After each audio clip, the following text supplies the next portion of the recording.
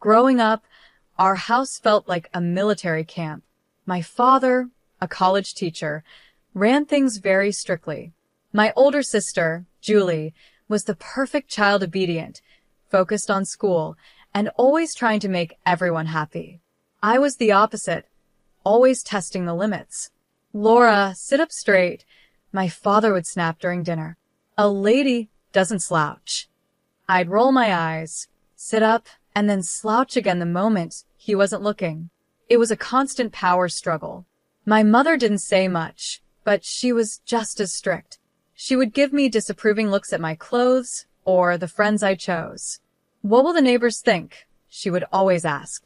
Even though home felt stifling, I found small ways to create my own space. I started dating Paul when I was 17. He was 20, and in college, everything my parents wouldn't want for me. We kept it secret, meeting whenever we could. For a while, I felt like things were finally going my way. I had plans to go to college and escape my parents' strict hold. But life had other plans. A few months after my 19th birthday, I started feeling sick in the mornings. At first, I thought it was stress from my upcoming exams, but soon I couldn't ignore it anymore. I still remember standing in a small gas station bathroom, holding a plastic pregnancy test in my shaky hands. One pink line appeared. Positive. I was pregnant. The next few days felt like a blur. I couldn't stop thinking about what to do. I knew I had to tell Paul, but every time I tried to call him, I lost my nerve. Finally, I couldn't avoid it any longer. We met at our usual spot, a small park away from everyone's eyes. Paul smiled when he saw me, but his smile quickly faded when he noticed my expression. "Laura, what's wrong?" he asked, reaching for my hand. I pulled away, hugging myself. "I'm pregnant," I blurted out. The silence that followed was heavy. Paul's face went through so many emotions: shock, disbelief, and finally, fear. "Are you sure?" he asked. I nodded, tears welling up in my eyes. I took 6 tests, and they were all positive. Paul ran his hands through his hair, his eyes suddenly cold. "You need to get rid of it. An abortion, Laura. It's the only option. We're too young for this. It'll ruin our lives." I couldn't believe what I was hearing. This was Paul, the boy I thought I loved, telling me to get rid of our baby like it was nothing. "Get out of my sight," I hissed, turning away from him. He left without another word, leaving me alone with the heavy decision I had to make. Telling my parents was even harder. I waited until after dinner, when my father was sitting in his usual spot in the living room, reading the newspaper. My mother was knitting and Julie was there too, standing in the background. "I have something to tell you," I said, my voice shaking. My father lowered the newspaper and looked at me suspiciously. "What is it, Laura?" he asked. I took a deep breath. "I'm pregnant." The reaction was worse than I could have imagined. My father's face turned red as he started yelling about shame and disappointment. My mother burst into tears, crying about what the neighbors would think. Julie just stood there, shocked and disgusted. "You'll get an abortion," my father said once he had calmed down enough to speak clearly. "We'll find a discreet clinic. No one has to know about this mistake." At first, I didn't want to listen, but the pressure from my family was too much. A few days later, I found myself sitting in a doctor's office. My mother and Julie sat beside me like guards. The doctor, a kind woman in her 50s, looked over my charts with a frown. Then she looked up at me, her eyes full of concern. "Laura, I need to tell you something important," she said gently. "Because of your medical history, if you have an abortion, there's a high chance you may never be able to have children again." Her words hit me hard. Never be able to have children again? Suddenly, the choice was clear. "No," I said, my voice stronger than I expected. "I'm not doing it. I'm keeping the baby." My mother gasped, and Julie rolled her eyes, but I stood my ground. The drive home was tense and silent. When we walked through the door, my father was waiting, expecting news. "Well," he demanded. "She wouldn't do it." My mother spat, frustrated. "After everything we've done for her," my father said, his face twisted with anger. He took a deep breath and then spoke, his voice cold and final. "Get out. Pack your things and leave this house. You're no daughter of mine." I won't have you embarrassing this family with your condition, my father said, his voice cold. My mother nodded in agreement, her eyes hard. You heard your father. Go. Julie just stood there, silent and judgmental. Tears ran down my face as I rushed to my room, grabbing some clothes and throwing them into a bag. As I headed for the door, my father's voice stopped me one last time. And don't think about coming back. As far as we're concerned, you're dead to us. The door slammed behind me with a sound that felt final and devastating. I was alone, pregnant, and homeless. In desperation, I called the only person I thought might help my Aunt Kelly. She and Uncle Scott had always been the outcasts of the family, living in another state and rarely talking to my parents. Laura, what's wrong, sweetie? Aunt Kelly's voice was warm and concerned. Through tears, I explained everything. There was a long pause after I finished. Where are you now? She finally asked. Outside our house. They kicked me out. Another pause. Stay right there. We're coming to get you. The drive to Aunt Kelly and Uncle Scott's house was long, but it gave me time to think about everything that had happened. Their house was small but cozy. As soon as we arrived, Aunt Kelly fussed over me, making sure I ate something, while Uncle Scott carried my bag to the spare room, which would now be mine. It's not much, he said, placing the bag down, but it's yours for as long as you need it. I looked around the small, warm room and felt a lump in my throat. It's perfect, I whispered. The next few weeks were a blur of doctor's appointments, talking about my future and getting used to my new life. One evening at dinner, Aunt Kelly spoke up. We've been thinking, she said, we want to help you continue your education. I looked up from my plate, surprised. What do you mean? Uncle Scott leaned forward. We've saved some money over the years. We never had kids of our own, so we want to use it to help you go to college. I was speechless. After everything that had happened, the idea of going to college felt impossible. I don't know what to say. Say yes, Aunt Kelly smiled. We believe in you, Laura. This baby doesn't mean the end of your dreams. With their support, I enrolled in a local community college, majoring in business management. It wasn't easy, juggling classes, doctor's appointments, and the challenges of pregnancy, but I was determined to make it work. I also found a job as a waitress at a local restaurant. The owner, Evelyn, was a kind woman who understood my situation and was flexible with my hours. It wasn't much, but it helped me save for the baby and contribute to Aunt Kelly and Uncle Scott's household. The day my son was born was the most terrifying and beautiful day of my life. After hours of labor, I held him in my arms, amazed by his tiny fingers and toes. Aunt Kelly and Uncle Scott stood nearby, smiling proudly like grandparents. What are you going to name him? Aunt Kelly asked softly. I looked down at my son, peacefully asleep in my arms. Jack, I said. It means God is my judge, because no matter what anyone else thinks, I know I made the right choice. As I adjusted to being a mother, juggling a newborn with college classes and work, I often thought about my parents and Julie. Did they know about Jack? Did they regret what they had done? But I pushed those thoughts aside. I had a new family now, one that accepted and loved me unconditionally. One day, during a rare break, I was scrolling through social media when a post caught my attention. It was from Julie. My heart skipped a beat as I read it, excited to announce that Paul and I are engaged. Can't wait to start our life together. The photo showed Julie smiling, her arm around Paul, the same Paul who had abandoned me and our child. They looked so happy, like nothing had ever happened. A wave of emotions hit me: anger, hurt, and betrayal.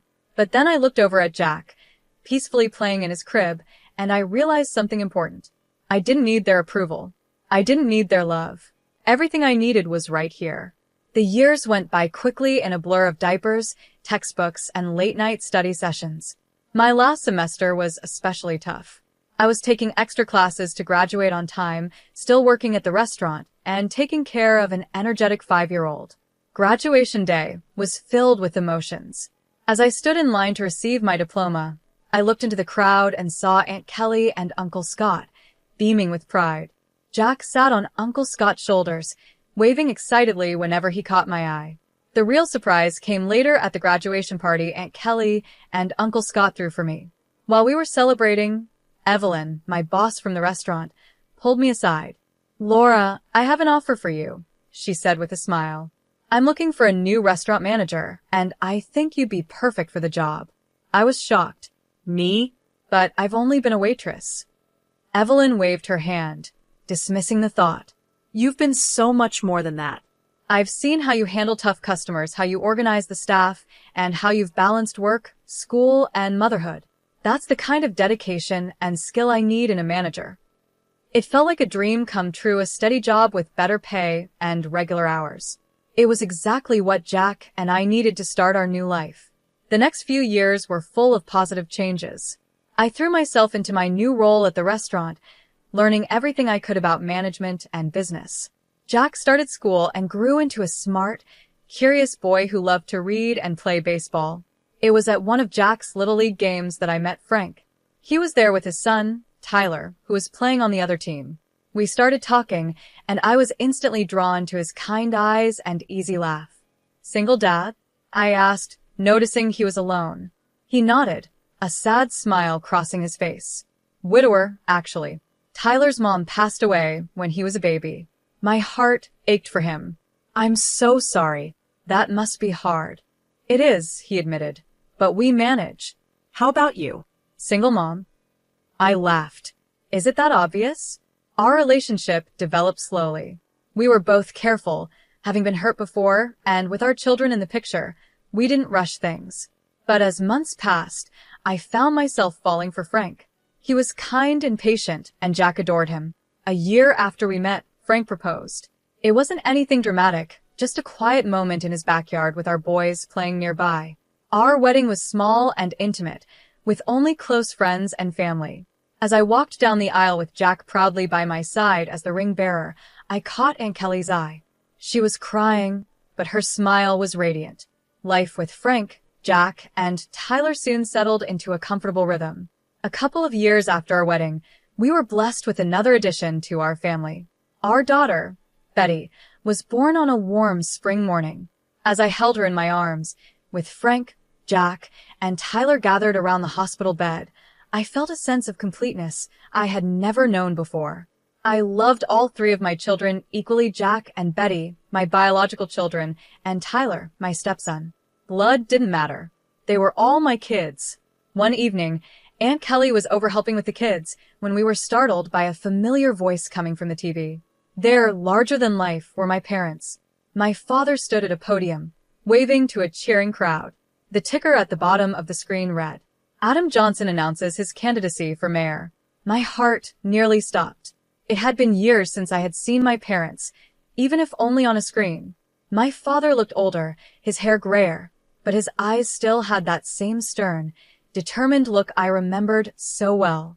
As we watched him speak about family values and moral integrity, Aunt Kelly's face twisted with anger.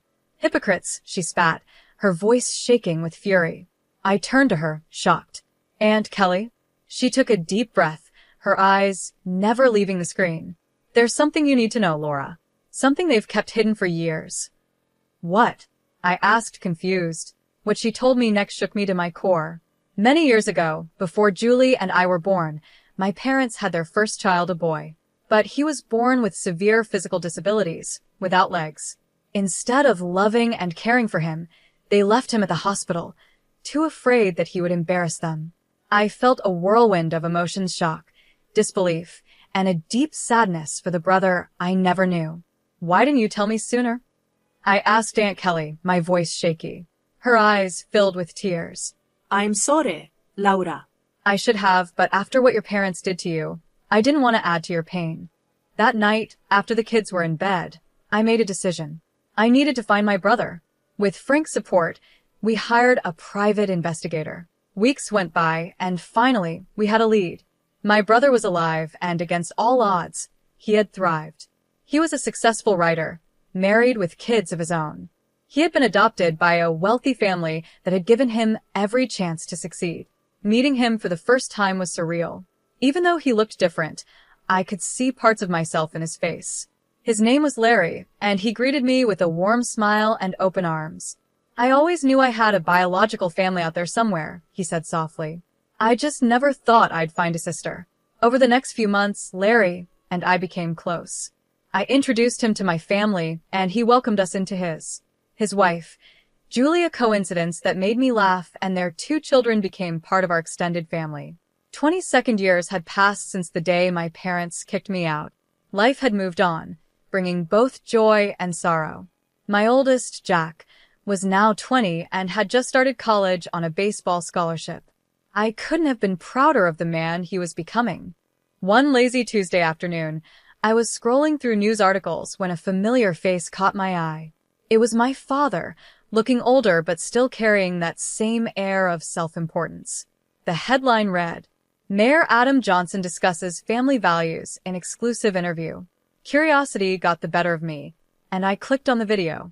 For a few minutes, I listened as my father talked about the importance of family and moral values. Then the interviewer asked about his children. My father's face softened into what I knew as his public sympathy look. "I have one daughter, Julie. She's the light of our lives. Tragically, we lost 2 of our children.